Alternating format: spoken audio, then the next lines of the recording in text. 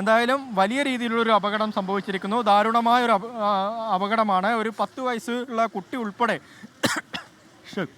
ക്ഷമിക്കണം 10 വയസ്സുള്ള കുട്ടി ഉൾപ്പെടെ മരിച്ചിട്ടുണ്ട് എന്നാണ് നമുക്കിപ്പോൾ ലഭിക്കുന്ന വിവരം. അതിൽ മലയാളികളുമുണ്ട്. എന്തായാലും അവരുടെ മൃതദേഹങ്ങൾ ഇപ്പോൾ മംഗലാപുരത്തെയും അതുപോലെ തന്നെ മംഗൾപാടിയിലെയും ആശുപത്രികളാണ് നിലവിലുള്ളത്. പോലീസും 5 മരണമെന്ന് പറയുന്നുണ്ട്. ഓട്ടോറിക്ഷ പൂർണ്ണമായും തകർന്നിട്ടുണ്ട്. വലിയ രീതിയിലുള്ള അപകടമാണ്. NH-66 ചേർന്ന് കിടക്കുന്ന സ്ഥലമാണ്. ഇവിടെ ഒരുപാട് കടകളൊക്കെ ഉണ്ട്. ലോട്ടറി കടകളും അതുപോലെ തന്നെ മറ്റ് കടകളും ഓട്ടോ സ്റ്റാൻഡും ഒക്കെ ഉണ്ട്. നമുക്കിപ്പം ഒരു ഓട്ടോറിക്ഷ ഡ്രൈവർ ചേരുകയാണ്. ചേട്ടാ, അപകടം കണ്ടിരുന്നോ? അപകടം കണ്ടില്ല. അപകടം കണ്ട് ഞങ്ങളെ റിക്ഷൻ്റെ ഒരാളുണ്ട് എടുത്ത്, അവർ കണ്ടിട്ടുണ്ട്. അവരുടെ റിക്ഷക്കെല്ലാം കൊണ്ടിട്ടുണ്ട്. പിന്നെ ഈ ആകുമ്പോൾക്ക് ബസ്സിൻ്റെ അവിടുന്ന് ഇതാകുമ്പോൾക്ക് ഞങ്ങൾ എത്തിയതും അപ്പോൾ ഇങ്ങനെ ആകുമ്പോൾക്ക് 2-3 പെണ്ണുങ്ങളെയും ആംബുലൻസിൽ കയറ്റി ഒരാളെയും ഹോസ്പിറ്റലുണ്ട് തസ്ലിമൻ അവിടെ കൊണ്ടുപോയി. അവിടെ കൊണ്ടുപോയിട്ടാകുമ്പോൾക്ക് എല്ലാം ആയിട്ടാകുമ്പോൾക്ക് ഇതെല്ലാം ആകുമ്പോൾക്ക് ഓൻ്റെ റിക്ഷയൊക്കെ കൊണ്ടുപോയി എന്ന് പറഞ്ഞു ഞങ്ങളെ പാർക്കിന്. അങ്ങനെ ഞങ്ങളെ റിക്ഷൻ്റെ പാർക്കിൻ്റെ ഇപ്പോൾ വാടക എടുക്കുന്നില്ല. റിക്ഷൻ്റെ ഇതിൻ്റെ പ്രശ്നം ക്ലിയർ ആവാതെ കണ്ട് ഞങ്ങൾ വാടക എടുക്കുന്നില്ല. ഇതാണ് ഞങ്ങൾ ബസ് സ്റ്റാൻഡ്. ഇവിടെയാണ് ഈ ഗേറ്റിൻ്റെ ഇപ്പുറത്താണ് ഞങ്ങൾ റിക്ഷ പാർക്ക്. ലൈനിൽ 32 റിക്ഷ ഉണ്ട്. അത് ഒരു റിക്ഷ മാത്രമാണ് പാർക്കിലുണ്ടായത്. ബാക്കിയുള്ള റിക്ഷ ഉണ്ടായിരുന്നെങ്കിൽ ആ റിക്ഷക്കും കൊണ്ട് എല്ലാ റിക്ഷക്കും. ഇപ്പോൾ മഴ ആയതുകൊണ്ട് ഈ പ്രദേശത്ത് ആളുകൾ കുറവായിരുന്നു. അതാണ് അപകടത്തിൻ്റെ അല്ലേ? അതാണ് മഴ കൊണ്ടാണ് അപകടം കുറച്ച് കുറവായതുകൊണ്ട് ആൾക്കാരും ഇല്ലായിരുന്നു. പിന്നെ ഒരേ റിക്ഷയാണ്, ബാക്കിയുള്ളവരെല്ലാം വീട്ടിലേക്ക് പോയിട്ടുണ്ടായി.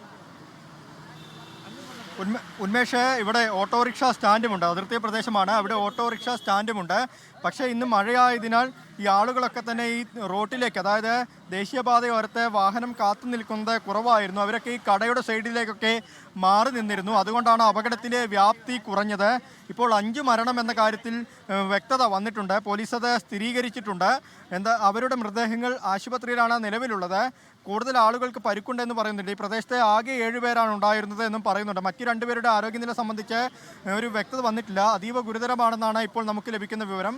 എന്തായാലും വലിയ രീതിയിലുള്ള അപകടമാണ്. നമുക്ക് ആ ഓട്ടോറിക്ഷയിൽ കാണുന്നത് പോലെ തന്നെ പൂർണ്ണമായും ആ ഓട്ടോറിക്ഷ തകർന്നിട്ടുണ്ട്. ആ ഭാഗത്ത്, അതായത് ആ സൈഡിൽ ഓട്ടോറിക്ഷ നിന്നിരുന്ന ഓട്ടോറിക്ഷയിലേക്ക് ഈ ബസ്, അമിതവേഗതയിലെത്തിയ ബസ് ബ്രേക്ക് പിടിച്ചു. ആ ബ്രേക്ക് കിട്ടാതെ ഇടിച്ചു കയറുകയായിരുന്നു എന്നാണ് നമുക്ക് മനസ്സിലാക്കാൻ സാധിക്കുന്നത്. ഉന്മേഷ്, അരുൺ, ഇപ്പോൾ നേരത്തെ സംസാരിച്ച അദ്ദേഹം പറയുന്നുണ്ടായിരുന്നു ഈ ബസ്സുകൾ പോകേണ്ടത് സർവീസ് റോഡ് വഴിയാണ്, പക്ഷേ അങ്ങനെ വരാറില്ല. ഇതിപ്പോൾ നേരിട്ട് ദേശീയപാത വഴി വന്നതുകൊണ്ടാണ് ഇങ്ങനെ ആളുകൾക്കിടയിലേക്ക് ഇടിച്ചു കയറുന്ന ഒരു സാഹചര്യം ഉണ്ടായത്. അല്ലെങ്കിൽ അത് മറ്റൊരു ഭാഗത്തേക്ക് പോവുകയാണ് ഉണ്ടായിരുന്നതെന്ന് പറയുന്നുണ്ടല്ലോ. അപ്പോൾ ഈ ബസ് സ്ഥിരം വരുന്നത് ഇങ്ങനെയാണോ? ഈ സർവീസ് റോഡ് വഴി പോകാറില്ല എന്നാണോ അവിടുത്തുകാർ പറയുന്നത്? അരുൺ,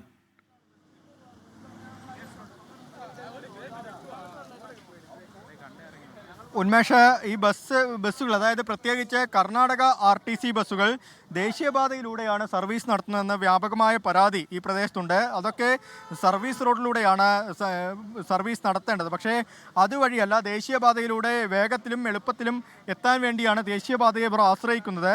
അവിടെയൊക്കെ ദേശീയപാതയിലേക്ക് ഇറങ്ങാനുള്ള, ദേശീയപാതയിൽ നിന്ന് സർവീസ് റോഡിലേക്ക് ഇറങ്ങാനുള്ള എൻട്രി മാത്രമാണ് അവിടെ ഉള്ളത്. പക്ഷേ അത് ലംഘിച്ചുകൊണ്ട് ആ എൻട്രിയിലൂടെ തന്നെ ദേശീയപാതയിലേക്ക് ഈ ബസ്സുകളൊക്കെ കയറുന്ന ഒരു സ്ഥിതി ഇവിടെ നിരന്തരമായി കാണപ്പെടുന്നു എന്നാണ് നാട്ടുകാർ പറയുന്നത്.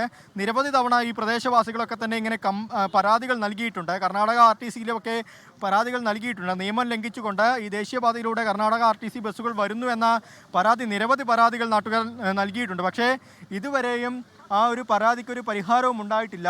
അതുകൊണ്ടാണ് ഇത്തരത്തിലൊരു അപകടമുണ്ടാവാൻ കാരണമായതെന്നാണ് ഇപ്പോൾ നാട്ടുകാർ പറയുന്നത്. എന്തായാലും